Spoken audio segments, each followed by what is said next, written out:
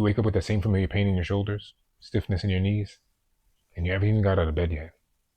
Then the age-old question you've been asking yourself for years comes right back up. What's the point?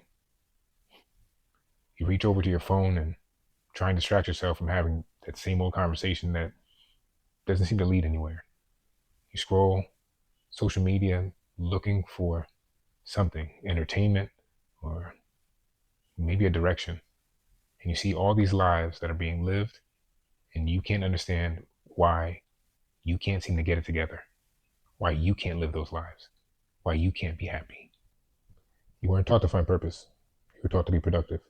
You wake up, go to a job, and serve customers that you feel disconnected from. It's tough every day. Because how are we supposed to actually be a part of a community that we don't know, especially when we don't even recognize ourselves?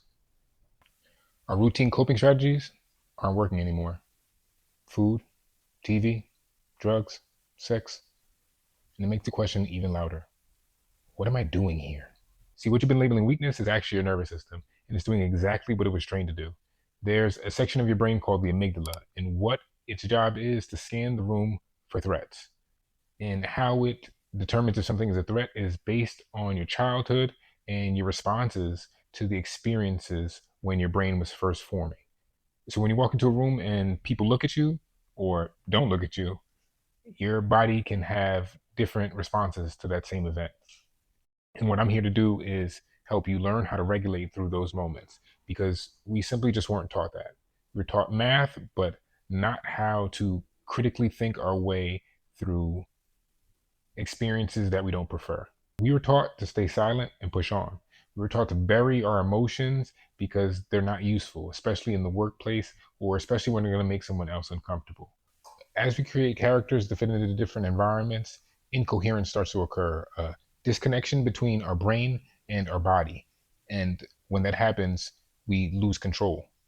We no longer are able to function in alignment. And the good thing about that is it's not permanent. And that's what I'm here to teach you. I'm the son of two immigrants.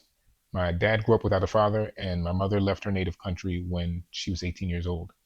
They never had the chance to be raised by regulated parents. So they only learned discipline from physicality. For me, that meant when I misbehaved when I was younger, I got hit. The character trait that started to form was I learned how to lie, because it's much easier to lie than tell the truth and get hurt. So how that started to shape my relationships as I got older is I avoided the hard conversations. I would even cheat in relationships because desire became the main focus of most of my interactions. I was pretty much just avoiding feeling bad. It wasn't until I turned 30 years old and I had to undergo two surgeries to fix a broken neck that I realized that my coping strategies weren't working anymore. I didn't realize, but I was experiencing anxiety, and I even went through a bout of depression, and I didn't know how to put a label on it because no one ever taught me that kind of vocabulary. The method that I started to develop was radical honesty, because I wanted to learn how to feel at home in my body. Having to juggle so many stories and characters started to be overwhelming, and I really just wanted a chance to start over. When I first started dating my wife, it was a accelerated program, so to speak, because we didn't have to do the song and dance. Didn't have to do the pretending. She never had to feel like she didn't know where we were at in our relationship because I had open communication skills. And that doesn't mean it was easy, because being honest and transparent is going to test all of the unconscious behaviors that you've been doing. But it was the best decision I've ever made in my life. It led to me having my daughter. And now I get the opportunity to be a leader in my family. So when I know that there's a difficult conversation approaching, or there's a solution that's really hard, I'm the first up to do it. And I learned how to take breaks, to give hugs, just to regroup, to bring the connection back. And now I can vocalize that although I'm always wanting to be better using honesty, I am doing it not out of judgment, but out of the fact that I want us to be better together. The core of my teaching is labels are limits. I use a lot of quantum science when I'm discussing with my clients and students because the Schrodinger principle, where Schrodinger's cat is inside of a box. And until we actually look inside the box, the cat isn't dead or alive. It's actually both. And what that science reveals to us is the full potential of the human experience. When we label ourselves fat or ugly or I just can't do this, we collapse down all of our potential into a moment. And we are worth so much more than each instance we may experience.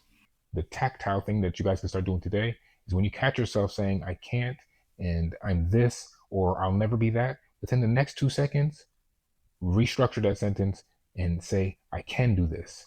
I was that before, but now I'm growing into this. I know it sounds small, but it makes major changes. Before I used to have and like stuck in my conversation and trying. But instead now I say, I'll do it. If I fail, so what? There's nothing wrong with failure. Failure is the beginning of progress, not the end. The second tactile thing you guys can do today is move your body. Circle your shoulders.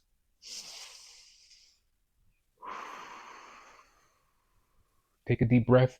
Extend your exhales. Your diaphragm is the first muscle that responds to any threat that your brain perceives.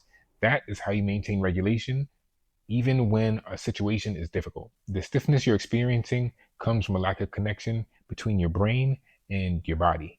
And how you can start to rebuild that is with conscious movement, right? Mobility isn't just for exercise or for muscles, it's so that you have a coherent action every time you go to move. I know all of us have experienced a time where we told our body, do this, and it simply just didn't listen. We started today waking up in our bed, achy and stiff, but now we're here, aware and ready to take the next step. Don't let this moment of clarity pass you by. I'll be making another video with details on how to reframe your narrative so that it sticks and mobility drills to keep you moving and keep your joints active. If there's anything you should remember from this video today, is that you can do this. Peace.